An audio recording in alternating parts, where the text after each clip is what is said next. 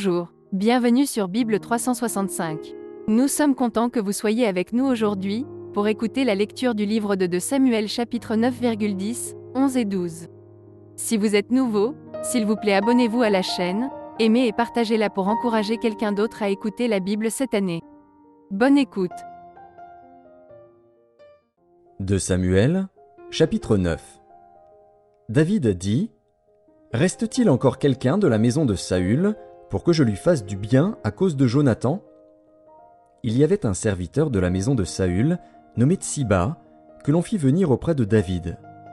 Le roi lui dit : Es-tu Tsiba ? Et il répondit : Ton serviteur. Le roi dit : N'y a-t-il plus personne de la maison de Saül pour que j'use envers lui de la bonté de Dieu ? Et Tsiba répondit au roi : Il y a encore un fils de Jonathan, perclus des pieds. Le roi lui dit : Où est-il ? Et Tsiba répondit au roi : Il est dans la maison de Makir, fils d'Amiel, à Lo-debar. Le roi David l'envoya chercher dans la maison de Makir, fils d'Amiel, à Lo-debar. Et Méphibosheth, fils de Jonathan, fils de Saül, vint auprès de David, tomba sur sa face et se prosterna. David dit : Méphibosheth. Et il répondit : Voici ton serviteur. David lui dit : Ne crains point, car je veux te faire du bien à cause de Jonathan, ton père. Je te rendrai toutes les terres de Saül, ton père, et tu mangeras toujours à ma table. Il se prosterna et dit : Qu'est ton serviteur, pour que tu regardes un chien mort, tel que moi ? Le roi appela Tsiba, serviteur de Saül, et lui dit : Je donne au fils de ton maître tout ce qui appartenait à Saül et à toute sa maison. Tu cultiveras pour lui les terres, toi, tes fils et tes serviteurs, et tu feras les récoltes, afin que le fils de ton maître ait du pain à manger. Et Méphibosheth, fils de ton maître, mangera toujours à ma table. Or Tsiba avait 15 fils et 20 serviteurs. Il dit au roi : Ton serviteur fera tout ce que le roi mon seigneur ordonne à son serviteur. Et Méphibosheth mangea à la table de David comme l'un des fils du roi. Méphibosheth avait un jeune fils, nommé Mika, et tous ceux qui demeuraient dans la maison de Tsiba étaient serviteurs de Méphibosheth. Méphibosheth habitait à Jérusalem, car il mangeait toujours à la table du roi. Il était boiteux des 2 pieds. 2 Samuel, chapitre 10. Après cela, le roi des fils d'Amon mourut, et Hanun, son fils, régna à sa place. David dit : Je montrerai de la bienveillance à Hanun, fils de Nakash, comme son père en a montré à mon égard. Et David envoya ses serviteurs pour le consoler au sujet de son père. Lorsque les serviteurs de David arrivèrent dans le pays des fils d'Amon, les chefs des fils d'Amon dirent à Hanun, leur maître : Penses-tu que ce soit pour honorer ton père que David t'envoie des consolateurs ? N'est-ce pas pour reconnaître et explorer la ville et pour la détruire qu'il envoie ses serviteurs auprès de toi ? Alors Hanun saisit les serviteurs de David, leur fit raser la moitié de la barbe et fit couper leurs habits par le milieu jusqu'au haut des cuisses. Puis il les congédia. David, qui fut informé, envoya des gens à leur rencontre, car ces hommes étaient dans une grande confusion. Et le roi leur fit dire : Restez à Jéricho jusqu'à ce que votre barbe ait repoussé, et revenez ensuite. Les fils d'Amon, voyant qu'ils s'étaient rendus odieux à David, firent enrôler à leur solde 20 000 hommes de pied chez les Syriens de Beth-Rehob et chez les Syriens de Tsoba, 1 000 hommes chez le roi de Maaka et 12 000 hommes chez les gens de Tob. À cette nouvelle, David envoya contre eux Joab et toute l'armée, les hommes vaillants. Les fils d'Amon sortirent et se rangèrent en bataille à l'entrée de la porte. Les Syriens de Tsoba et de Rehob et les hommes de Tob et de Maaka étaient à part dans la campagne. Joab vit qu'il avait à combattre par devant et par derrière. Il choisit alors sur toute l'élite d'Israël un corps qu'il opposa aux Syriens. Et il plaça sous le commandement de son frère Abishai le reste du peuple pour faire face aux fils d'Amon. Il dit : Si les Syriens sont plus forts que moi, tu viendras à mon secours. Et si les fils d'Amon sont plus forts que toi, j'irai te secourir.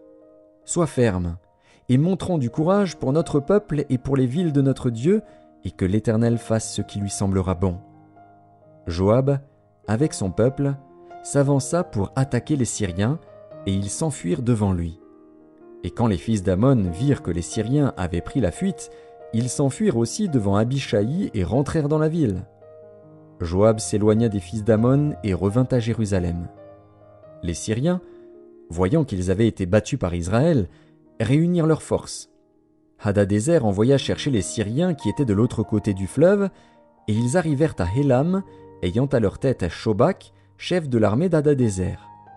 On l'annonça à David, qui assembla tout Israël, passa le Jourdain et vint à Hélam. Les Syriens se préparèrent à la rencontre de David et lui livrèrent bataille. Mais les Syriens s'enfuirent devant Israël. Et David leur tua les troupes de 700 chars et 40 000 cavaliers.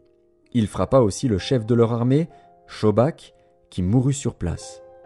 Tous les rois soumis à Hadadézer, se voyant battus par Israël, firent la paix avec Israël et lui furent assujettis. Et les Syriens n'osèrent plus secourir les fils d'Ammon.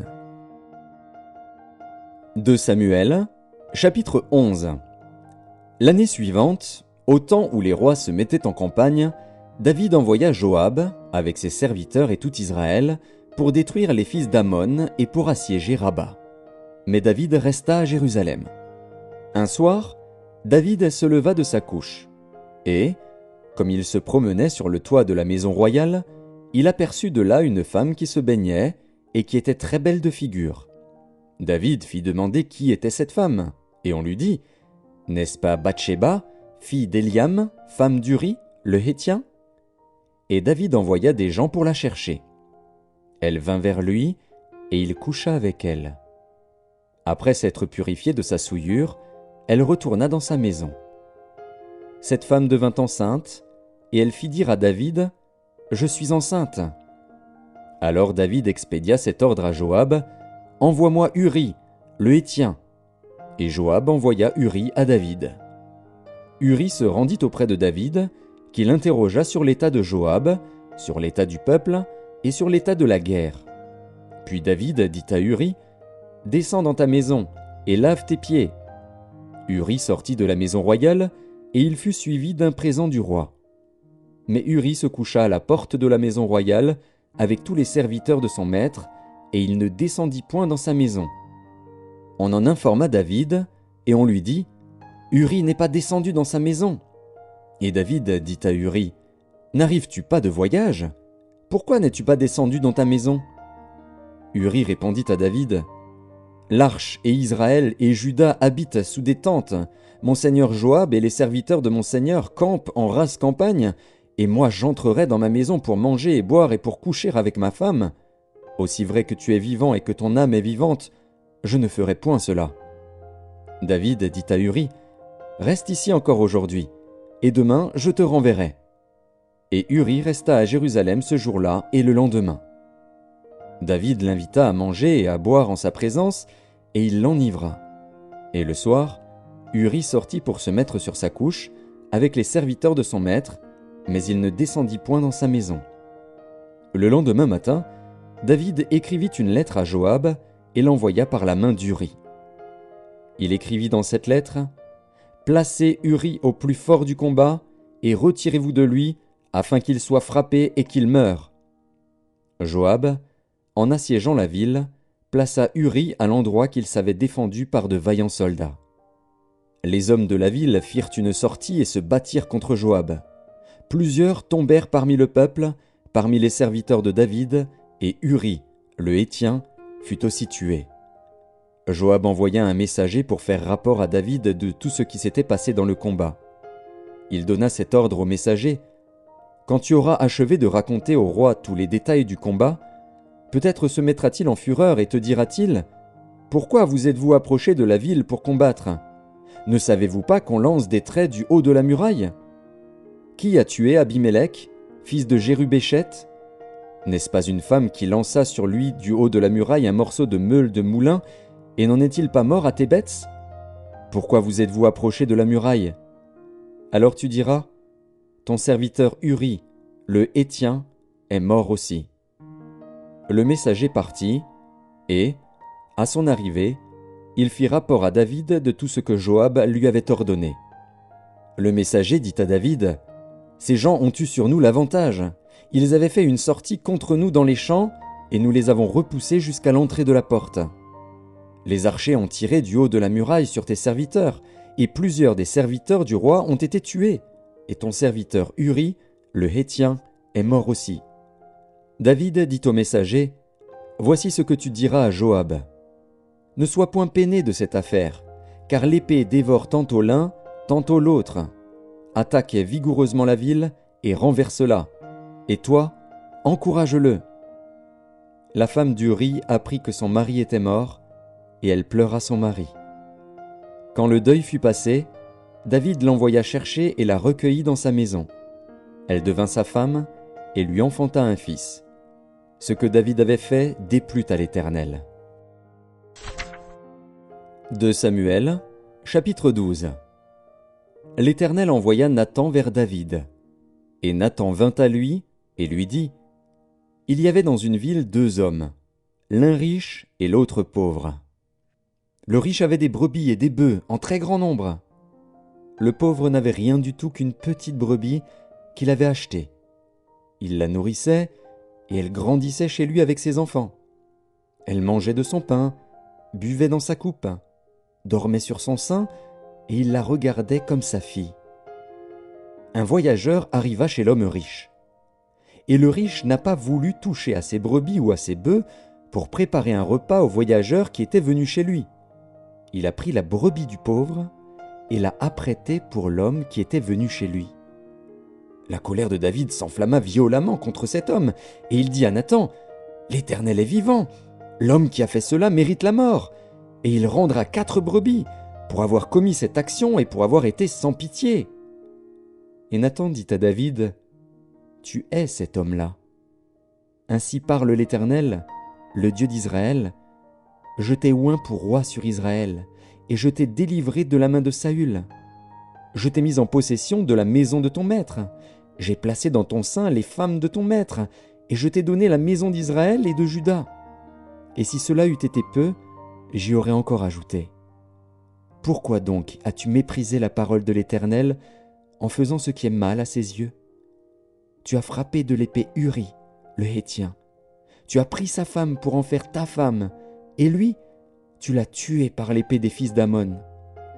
Maintenant, l'épée ne s'éloignera jamais de ta maison, parce que tu m'as méprisé et parce que tu as pris la femme d'Uri, le Héthien, pour en faire ta femme.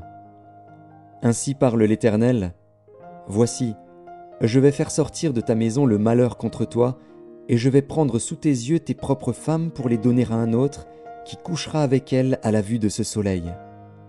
Car tu as agi en secret, et moi, je ferai cela en présence de tout Israël et à la face du soleil. » David dit à Nathan, « J'ai péché contre l'Éternel. » Et Nathan dit à David, « L'Éternel pardonne ton péché, tu ne mourras point.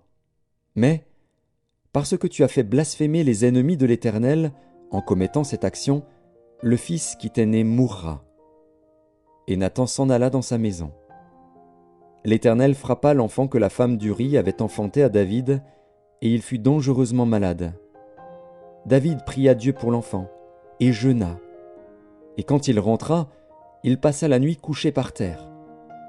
Les anciens de sa maison insistèrent auprès de lui pour le faire lever de terre. Mais il ne voulut point, et il ne mangea rien avec eux. Le 7e jour, l'enfant mourut.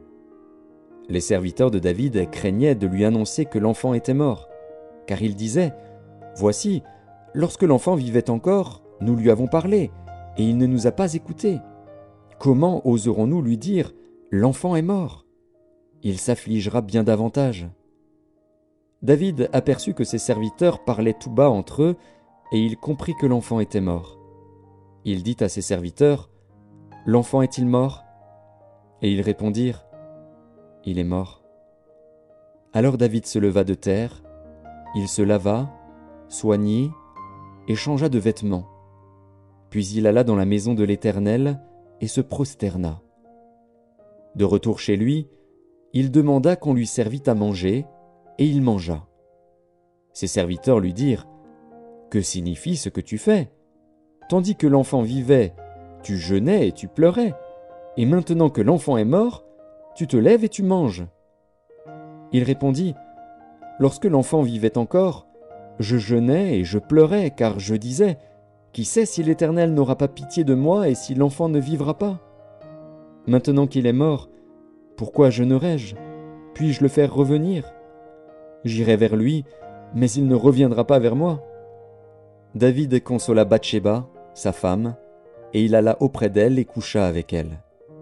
Elle enfanta un fils qu'il appela Salomon et qui fut aimé de l'Éternel. Il le remit entre les mains de Nathan le prophète, et Nathan lui donna le nom de Jédidja à cause de l'Éternel. Joab, qui assiégeait Rabba, des fils d'Ammon, s'empara de la ville royale, et envoya des messagers à David pour lui dire, « J'ai attaqué Rabba, et je me suis déjà emparé de la ville des eaux. Rassemble maintenant le reste du peuple, campe contre la ville, et prends-la, de peur que je ne la prenne moi-même et que la gloire ne m'en soit attribuée. » David rassembla tout le peuple, et marcha sur Rabba, il l'attaqua, et s'en rendit maître. Il enleva la couronne de dessus la tête de son roi, elle pesait 1 talent d'or et était garnie de pierres précieuses.